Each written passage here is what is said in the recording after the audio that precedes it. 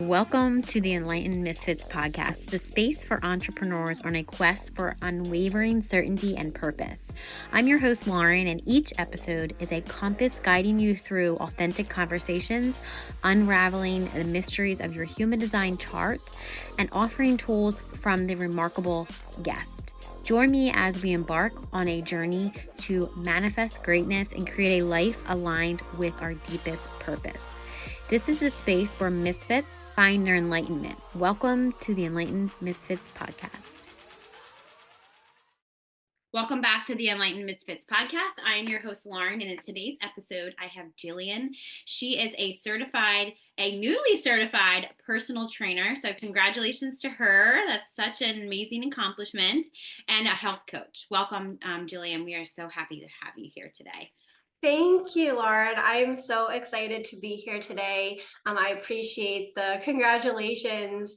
It's been on my heart for a while. I've been passionate about health and fitness for probably a year or two, but it was put on my heart to just go out, get the certification.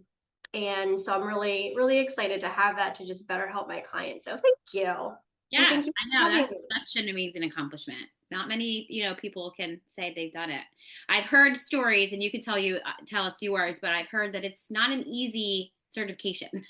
A lot of hard work and studying. So yes, that's a huge accomplishment. So tell the audience a little bit about, or the listeners, I should say, a little bit about who you are, like Cliff Notes version of, how you kind of got to this place, like where you started to, and I know it's probably a long journey like most of us, but just like the Cliff Notes version of, like what inspired you to kind of go down, the health transformation coach path. To mix it with, I know that you are into spirituality as well. Yep. So some super quick background.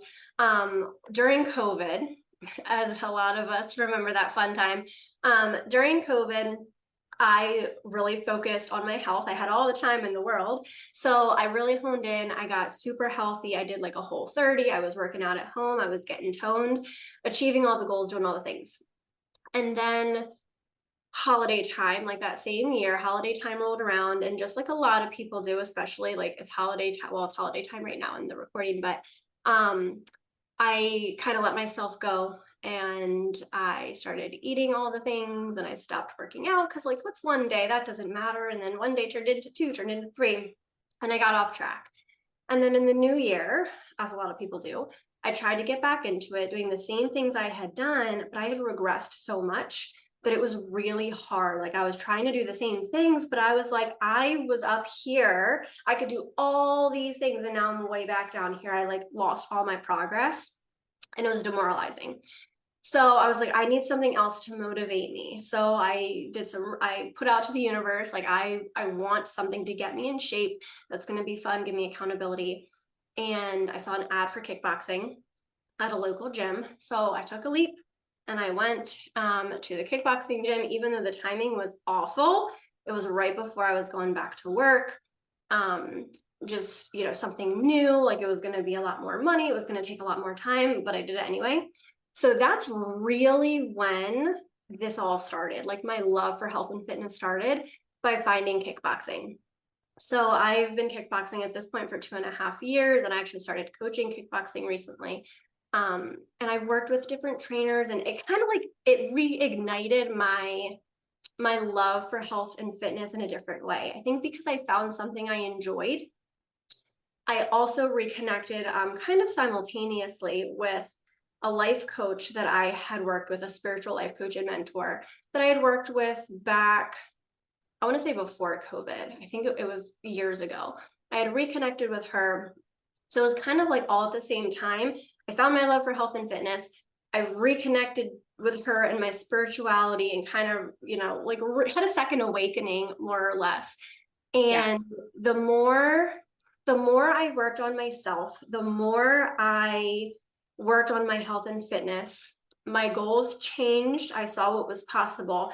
And by fusing the two, it was like mind blowing how much transformation I've been able to make in myself. And it just kind of clicked for me, like, this is the missing piece. And having worked with a lot of trainers over the past like 2 years, I've probably had 4 or 5 different trainers myself, and they all do the same thing. They all focus on the habits. You jump right in. It's like, you got to change everything instantaneously, and it just never works.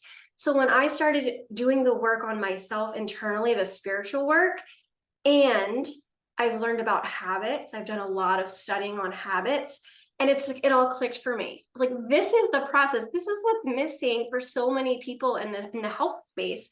So you don't really, people don't really, they don't really put it together. Like, a lot of people will use like spirituality, like to help with abundance or to get more wealth or relationships, but I don't see it in the health space a lot. So I know this is probably a lot more than you asked for, but it just kind of all clicked for me. And I was like, okay, I have to bring this to the health and fitness space.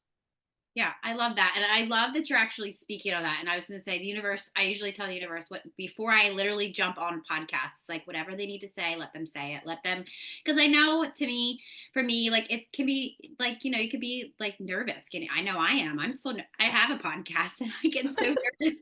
Like, why am I sitting here nervous that I'm going to be interviewed and I'm talking about myself? But I'm like, let me just let anything flow, anything that I need to say flow. So I'm so happy that you talked about that, because I feel like in general, like if you're working with a spiritual life coach, right, they work on goals, habits, patterns, like all that stuff. And it's like, I personally, like I told you before we started recording, in 2025, I want to work more on my health, because I feel like I'm always working on my inner and outer, or whatever.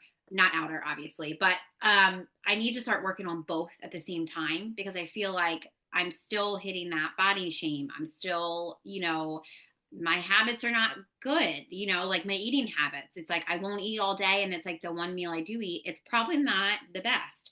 So like I tell myself, why can't I just snack all day and eat healthier foods, but not not put myself on a diet, and maybe that's not how I should do it, but I just feel like that's what I want to do. And I feel like that is actually whatever I want to do, but if it's not eating sugar, I said this to Joey the other day. I think all of us humans are allergic to sugar. It's so addicting. Like, it's literally addicting. I don't know. That's just my belief about it, because it's like you eat candy or you eat bad, and it's like literally the next day you do the same thing, and the next day, and then you like look back and you're like, why am I 50 pounds heavier? And it's like, because you've been eating sugar.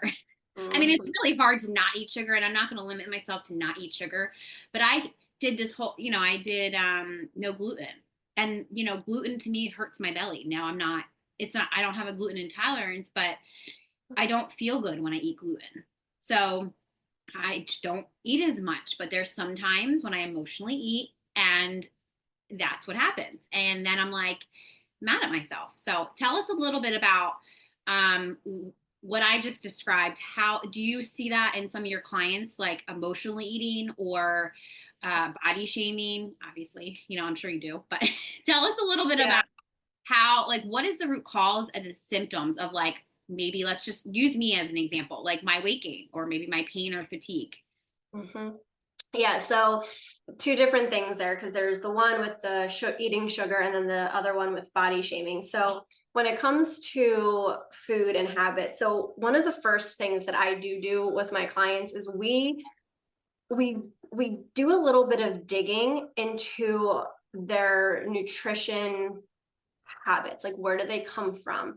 We do a lot about, how did you feel in your childhood? What was what was expected, like around meal times? How did your family eat? What were you exposed to? How do you feel around meal times, and we do go into body as well, but just focusing right now on the nutrition part. We do a lot of digging, a lot of journaling, a lot of pulling up what is down there, because it's going to be different for everybody. Generally speaking, of course, everyone is different. So the journey, the patterns, the energy is going to be different per person. Typically, though, like, weight gain comes down to like having some kind of insecurity or some kind of lack of love for ourselves in one way or another. It's like a security blanket. But a lot of our eating habits come from, our childhood, like what we were exposed to. So first, like kind of just digging deep into all of that and seeing what's there so that we can, because that's the resistance. That's the resistance that's there. So once we are aware of it, then we can work toward dissolving it. And it doesn't even have to take that much time. Like a lot of people, and I was this way too, felt like, oh, well, I've had this for years. It's going to take me years to get, to energetically work through it. And it doesn't have to. That's a limiting belief. It can be a quicker process if you're aware of it and if you're working through it. There is also, the science behind it. Like sugar is addictive to the body, to the brain. You crave it more, and the way habits work, like when we do something that gives us some kind of pleasure, we want to keep doing it. So when we eat unhealthy, not even just unhealthy foods, there are plenty of healthy foods that have the same response, but it's harder to find them. Right. But like you eat sugar, then it gives you pleasure. Like you enjoy eating it. It tastes good. It makes you happy. Like it gives you a burst of energy. So then you want to do it again, because even looking at the habit loop, like you want that reward. That is the reward in essence, like not the way that we would think about it, but in the habit loop, like the last part of a habit loop is getting a reward out of it. So what you get, how you feel, is your reward. So then the body continues to crave it. So even though we know, it's not good for us, we know that we don't like ultimately how it makes us feel, but in the moment, directly after having the sugar or whatever snack it is, then you crave it because you like how it feels right after. So that's a big piece of that. Looking at the body shaming, body lack of love thing, that is huge. And that's something that I've been working through on myself, because that is a pivotal piece. If you don't love yourself, if you don't treat yourself well, if you don't talk well to yourself, you're not going to see the results that you want. Because why would your body respond lovingly if you're not treating it well? And if you don't love it, why would you put healthy foods into it regularly? Like, not to say that you can't or people don't, but if we don't love ourselves, we're not treating ourselves the way we would treat someone that we love. Like, I equate this to like your kids, right? Love your kids. You would never intentionally talk bad to your kids and tell your kids, oh, you're ugly, oh, you're fat, oh, you can't do that, oh, you're never going to achieve X, Y, and Z. You would never intentionally give them a bunch of crap all day, right? Granted, it happens sometimes if that's like our habit and that's what we go to, it could transfer down to our kids, but we don't go into it intentionally saying, okay, I'm going to go out and find all the shittiest food I can today and give it to my kid. Right? We always have we have good intentions. So my point is, you wouldn't treat someone you love the way we oftentimes treat ourselves.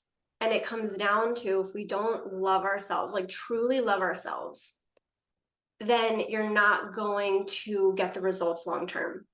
And I actually just had a conversation with one of my clients yesterday, and she was like, I visualize the body I want to have, but then I look in the mirror and I think, oh, that's not her.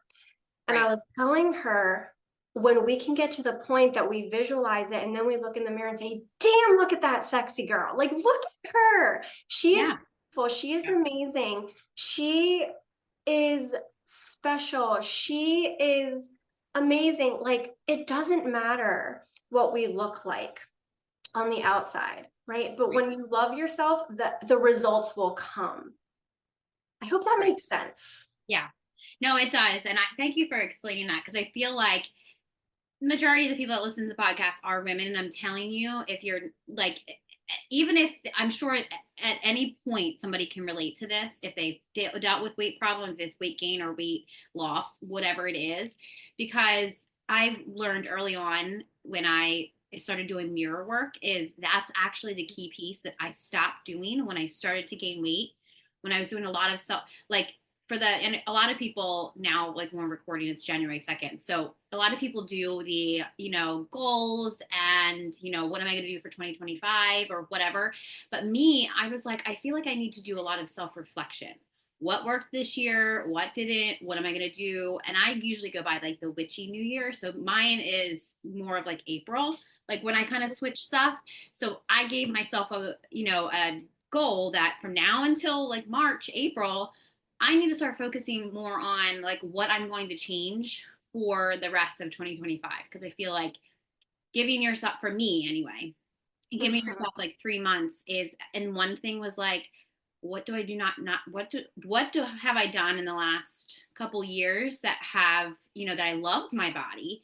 Now maybe my mental health was like trash. I think it was a couple years ago.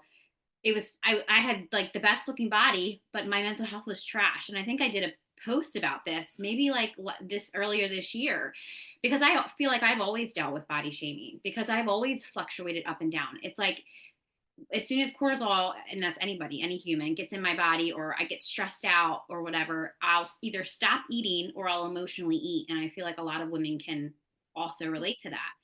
So like you said, will look in the mirror. And even though I'm not the way, like I have a picture of myself, like what I'm not talking abs, I'm not talking like muscular legs. I'm talking that I feel good in my body, which was probably 2 years ago to last year. And then it kind of shifted like maybe within last year to this year kind of thing. But Mhm. I have to say, when I look at myself and I try to body shame, which this is a process, and hopefully I'm sharing this because I'm hoping this gives a listener or somebody hope that it can change, but it just takes time. And I won't look at my stomach. I usually carry a lot of my extra weight around my stomach, which I know it's protection for my sacral. I get it. I know for my emotions, it's all connected. That I still can grab my fat and say, I love this, because I feel like when I grab that extra fat, that protected me through the hardest years of my life, or that protected me through getting me through. And you wouldn't look at something like that and be like, oh, that protected you. Well, if you look at it from the other perspective, it could not protect you. I feel like your body's always protecting you. It's like you have to just love it. So it's interesting that I feel like I'm shedding a lot of weight, extra like weight or fluid or whatever, just from implementing my shadow work, or implementing my, well, it's shadow work, but implementing my mirror work, because I'm not telling myself, when I look good, I'll love you, or when I lose this weight, I will love you. And I literally just talked to a friend that we went through the shamanic journey about this, because um she has a lot of body shame. She's like, I eat right, I take out, she's like really like, she doesn't eat, she pretty much probably makes all her food. And I'm like, I look at her and I'm like, it does not matter. You are looking at yourself and you are hating your body. So why is your body going to do anything different? Now Mhm. you eat right, you work out, you literally do everything possible, but you look at yourself in the mirror and you tell yourself you hate your body. You're literally Mhm. telling yourself you hate yourself. Stop doing that. So I think now she's in this process of, oh shit, like that is literally why, you know, I said, you could be skinny mini right now. You could have your ideal body. You do everything else right. But the one thing that's hard is you're telling yourself you hate your body. Like, so you're basically saying you hate yourself. And that's what it's hurtful, because I used to do that too, and it was like, obviously I wasn't eating right as well. So that is true. Like I'm literally a live living example of that, because, even though I'm not at my goal weight, or I don't even know if I believe in a goal weight, but like the weight that I feel good in my body, I still don't tell myself I hate myself. I used to, but Mhm. it's I was going to say, for anybody listening, of why I needed to explain that, or felt like I needed to explain that, is because it's a process, and it's not going to happen overnight. You did not gain if you're somebody that gained 100 pounds or 50 pounds or 20 pounds or whatever. I'm somebody that was 100, lost 100 and something pounds, gained 50 pounds. Like I know every 5 pounds, even a pound, is a lot of work. Mhm. Yeah. And I'm sure you have clients like that too, that feel the same way. Like Mhm. everything internally is in order, but then externally, what are they doing? You know what I mean? Mhm. Yeah. Yeah, and I think it depends on like your journey. You know, there are a lot of people that are one way or the other. They got the internal on lock, but they don't have the habits, or they have the habits on lock, but not the internal. Or they're kind of hit or miss, or there's a lot of inconsistency, because that's the thing too. You have to be consistent in order for the results to come. But there were a couple things that you touched on that I thought were really powerful.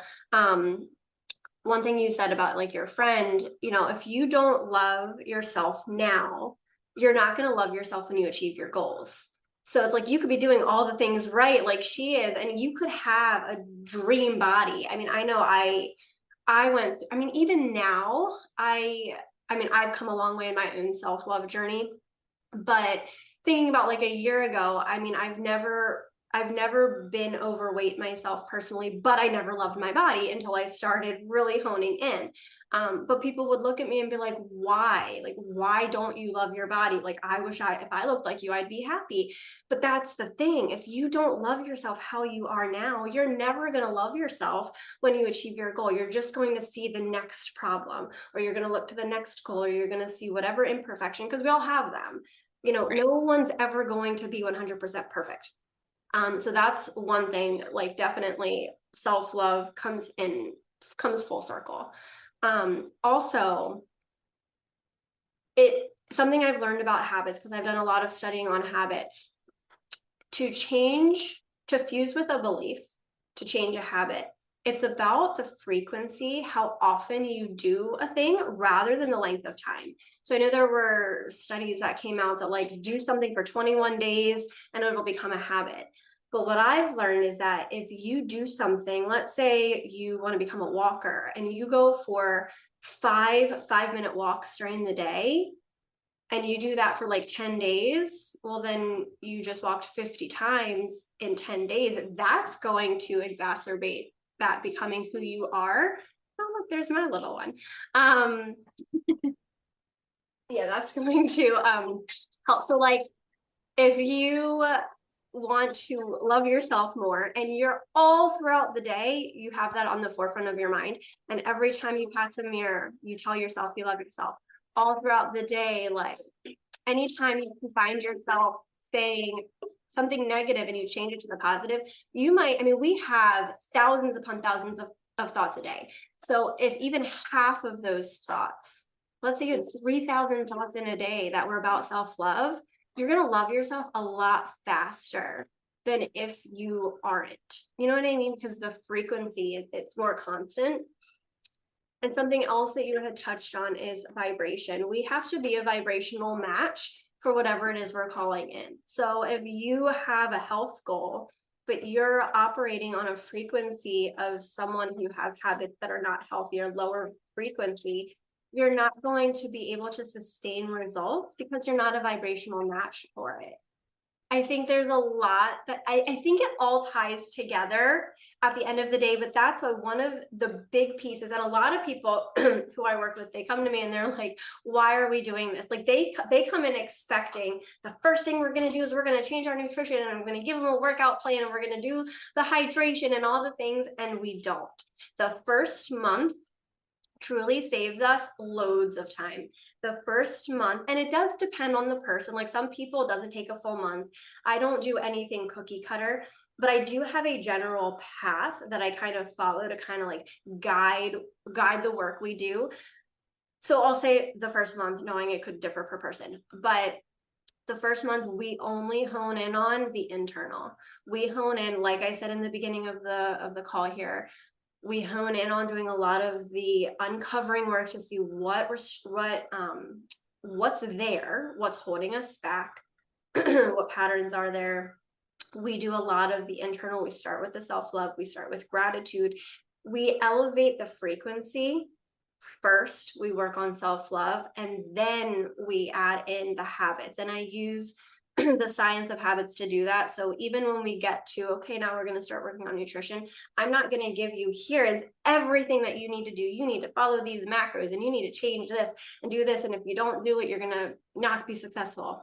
Like, and this really depends on the person, where they are, what their goals are, what their life is like, how old they are. Like, there's so many factors that play into what the plan's going to look like, but we take it very slow because that's how you make the habits last. It never, I can't say never, but it rarely sticks when you throw people into, you have to change everything at once, or even like just changing your whole nutrition. It just doesn't work. So like if I had a client who wanted to like just cut out sugar, we would focus on how to make that manageable, and we would focus on how are we going to make it enjoyable, how are we going to make it sustainable, how are we going to make it fit into what you're doing, how are we going to get that reward, because that's part of that habit loop again. So we look at all of these things, but we truly do start with the internal work first. And then, I mean, it continues. It's not like a month and then, oh, we're done. It continues. I mean, it is a process. I have a client now, we've been working together for 3 months, and she has made so much progress in the self-love department, but we're still working on it. So again, everyone's different, but my clients will come in and be like, why are we doing it? Like, it's not what they expect, but it saves so much time, because then there's not that yo-yoing, there's not the inconsistence. They're starting to raise their frequency and align before we even touch the quote unquote health habits, which in my opinion, self-love, gratitude, the internal work is health. I mean, health is taking care of this vessel, and our mind is part of that.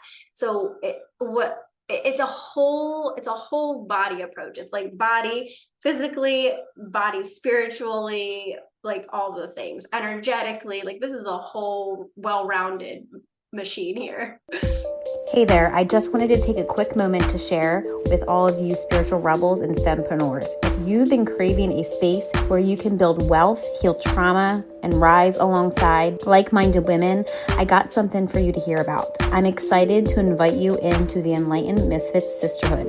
This is a low-cost, high-impact group membership designed exclusively for spiritual fempreneurs who know they need accountability and support to create sustainable wealth, but aren't ready to dive into a one-on-one mentorship. In this membership, you'll get monthly calls, rituals, healing sessions, and workshops to break through your self-doubt and build confidence so that you can consistently sell your offers and make money. This is also a collaborative private Facebook community where you make lifelong connections with other women who are just as serious as hitting their goals. And my personal guidance as your intuitive human design business guide and trauma healer, ensuring you stay aligned and on track with your business goals. Plus, you'll get free access to all my paid workshops and masterclasses, along with exclusive VIP pricing for my one-on-one Voxer membership. This membership is all about helping you heal the sabotaging behaviors blocking your abundance and using your human design to create a business that feels amazing to run. Imagine waking up excited to serve your clients and knowing that you have the exact support you need to hit every single one of your business goals every single month. So if you're ready to rise and build wealth with a sisterhood of spiritual misfits, make sure you click the registration link in the description box. Right now, the investment is just $88 a month, but the price will increase to $197 a month. Join today to unlock exclusive rates and get access to next month's kickoff call. Let's get back to today's episode, but remember, your next level is just one decision away. Join the sisterhood and let's rise together. It seems like basically that was like going to be my next question, but you literally just answered it. So it seems like many people, I should say most people, struggle with that yo-yo dieting, which I always used to too, which is why when we talked earlier, I said, I'm going to not tell myself that I can't have this or I can't have that or whatever, because then if I tell myself that, myself, usually my ego is going to, not my higher self, but my ego is like, oh, we're going to have that because you're telling yourself we can't have that, you know? So it's it's only, again, it's not, you know, a battle between you and somebody else or you competing against somebody else, even though we project that it's not, it's between ourselves and ourselves. Like you versus you. I always tell myself that. So who's like telling me that I can't do this? It's me that you know, and I feel like when you tell yourself you can't do different things, or especially, you know, I've had trainers and coaches and stuff that have gave me a wealth of information, which is why I know so much about it, that I just go back to the basics of what I know I need to eat. And it's mainly for me personally, I need to eat more vegetables.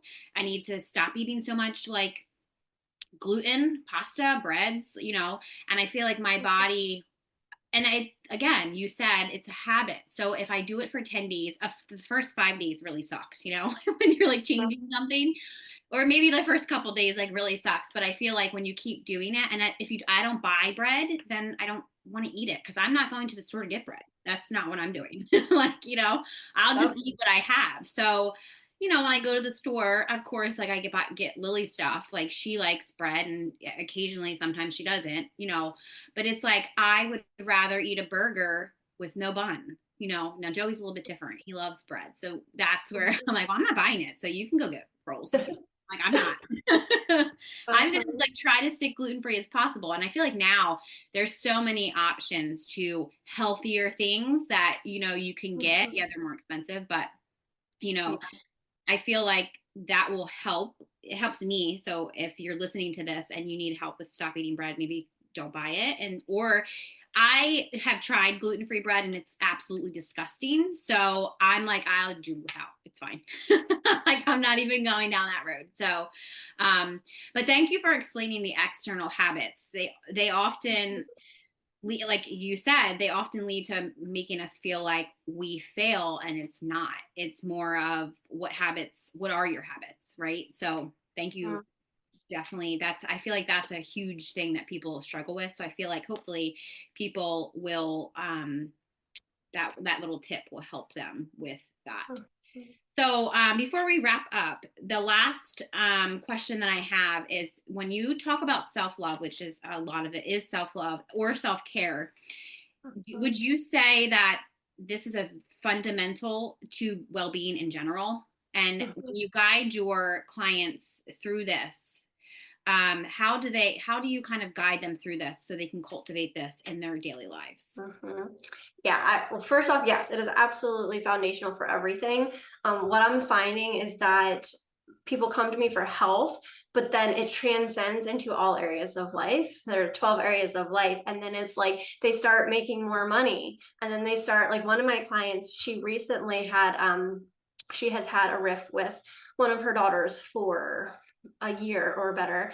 And she said just recently her and her daughter had this whole great conversation, and now her daughter has reconnected with her and they're spending more time together. And it's like, we do talk like in our conversations, and I mean, I don't just stick to health, like it is, we talk about all the things, but we're working particularly on the habits I've described, but it's transcending into her relationships.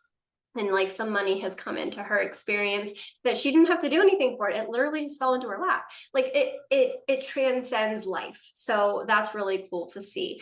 But then, so basically the kind of progression, sorry, I forget what was there were two parts to that and I got off track. What was the other? Yeah, sorry. I think I sometimes do that. That's my fault. No, you're good. One question. So no, I was asking about the self-love piece and the self-care piece being a foundational piece too, if you're looking to get healthy. Yeah, absolutely. So kind of like what I think you had asked, like how I kind of do that, how do you guide your clients to cultivate these for their daily lives? Yeah, one of the big, so again, it's going to depend on like where people come in, like someone like you, for example, who has background, who has been working on self-love. Like what I would do with you might be different than what I would do with someone coming in who has no idea, who has never thought about the concept whatsoever. But the foundation where I start is with mirror work. I think there is something so powerful and hard, but there's something so powerful about looking at yourself in the mirror and talking positively. We start with just saying I love you. Like that is the basic, like looking at yourself in the mirror, looking yourself in the eyes and saying that you love yourself. So I have a whole, it's like 21 days that I have created of different prompts and different things to say and different things to think about, different little, I don't know if they're activities, little tasks, but just little things to do along the way. But we start with the mirror work. There's some prompts and things in there. And again, it depends on the person. Some people, it might take them a week to be able to actually look themselves in the eye and say they love them. Some people can do it right away. So it really depends. And then self-care and like having fun is something that we incorporate or I incorporate as well. Somewhere in there, I have, again, like I have a progression of kind of what I walk people through as a guide for myself. But one of the things that we do is we make sure that like every week there's something that you're doing for you. It starts with once a week, something for self-care or something that's fun to just find the joy again. And then over time, the goal is that every single day we're doing something for us. We're doing something for self-care or something for fun. So again, it depends on the person, like how that progresses and what it looks like. Some people, it takes them a lot longer. Some people it's, quicker. It just depends, but that's kind of where we start. I was going to say, I love that. And I love that you're bringing this into the health community, because I feel like I should say health and like wellness, fitness community, because I feel like this is going to be very like you have this process that you don't just, we're going to eat right and we're going to go work out, because it's like, how do you eat right and work out when you don't like yourself? You know what I mean? You're not going to, like, there's no motivation. And I feel like the accountability, of course, the accountability too. That's what I always need, is accountability. Not for myself, because it's like, I need Joey to tell me, are you going to go to the gym today? Or why are you eating that? And it's not to shame me. It's to remind me that, like, I'm not going to do it for myself. And maybe, your husband's not the person to do that. It just works for me, So because I don't want my friends telling me, are you going to go to the gym today? Are you going to eat right? I'd be like, shut up. Like, why are you worried about what I'm doing? Like, I probably will get triggered, probably. I don't know. But it doesn't trigger me when he says it in a way that, like, and I asked him to be my accountability partner. Like, why are you eating that? Or you sure you want to eat that? And it's like, I'm not logically thinking about it. It's probably more emotional. And I'm like, well, I had like a bad day. And he's like, well, don't eat that. Go do yoga or something, or go do something different, or go look at yourself in the mirror. Like, I love doing shadow work, I should say, and mirror work, because I've noticed through my whole business and through like what I do is I won't make videos when I'm not feeling good. And it's because I have to look at myself. Or I show up for doing the podcast every week and I have to look at myself, So it's like, it's kind of that way of, I do it in the same, I do it that way. But people always ask me, how can you just get on video or how can you just get on your podcast and when you're not feeling good? I'm like, well, or I'm going through something hard, because nobody really knows when I'm going through something hard. I'm like, well, it's a lot of practice. It's been like 6 years for me. So it's like, this is not my first rodeo, So if you're listening to this and you're just starting, don't look at my journey. Don't look at your journey. Just start. I always say this, start where you're at. Because I feel like, right? Like, because if you look at somebody else's journey or look at their body, or it goes for social media, because it's so, you don't know what people are going through behind closed doors, I feel like, right? I think you probably can agree. Yeah. Comparison is the thief of joy. Yes. Yeah. I believe that. Yeah. And I feel like I'm a victim of that. Like, I used to do that all the time. And I'm like, I don't know what they're doing. Even if I knew what they were going through, is it going to make me feel better or worse? No, it's not going to change my opinion. I don't want people to go through bad things, So it's like, I want people to be happy. And I always feel like, tell people, it like starts with yourself, right? So yeah. What are some words of wisdom that you can give the listeners? And of course, I'll make sure all of your links, everybody listening, all of her links, her Instagram, her TikTok, her Facebook. Is there any other ways people can get a hold of you?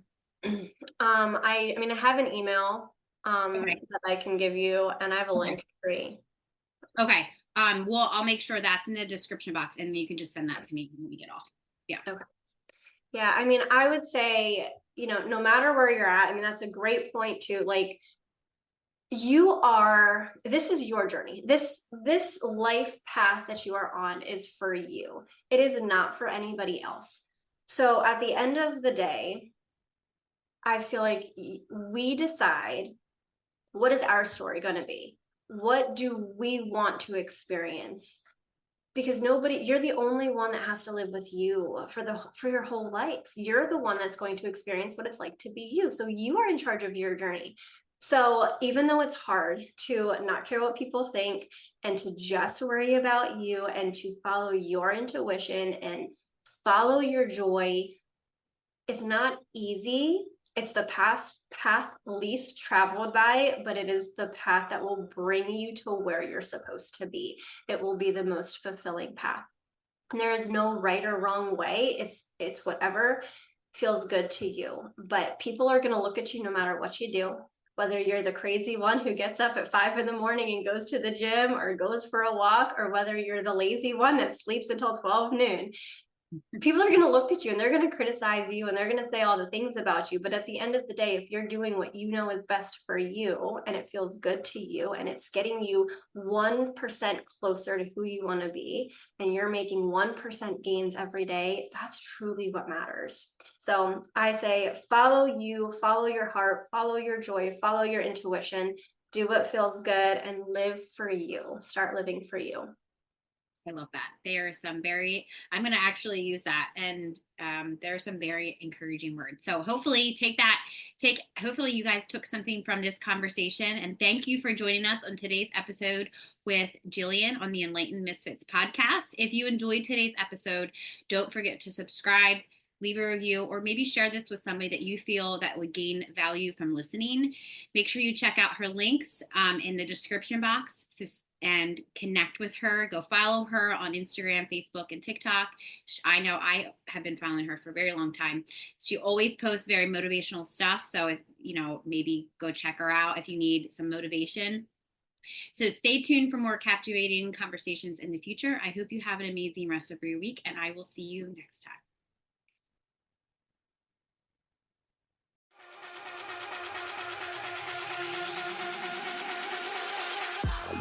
Thank you for joining us on another enlightening episode on the Enlightened Misfits podcast. If you are a current or inspiring to be fempreneur, suffering from the fear of being seen and or feel very triggered when you're building your business, reach out to me at The Mermaid Light about my Rich and Resilient Biz Baddies. This is a collective text message Voxer support group designed to help you heal your triggers and turn imposter syndrome into bad bitch energy. If you resonate with our conversations and insight, don't forget to subscribe, rate the show, and leave a review. Your feedback fuels our mission. Remember, your journey to unwavering certainty and purpose is ongoing. So please make sure you stay connected with us on social media. Keep manifesting greatness in your life. Until next time, this is Lauren from the Enlightened Misfits podcast. Stay enlightened, stay inspired, and keep manifesting your extraordinary path.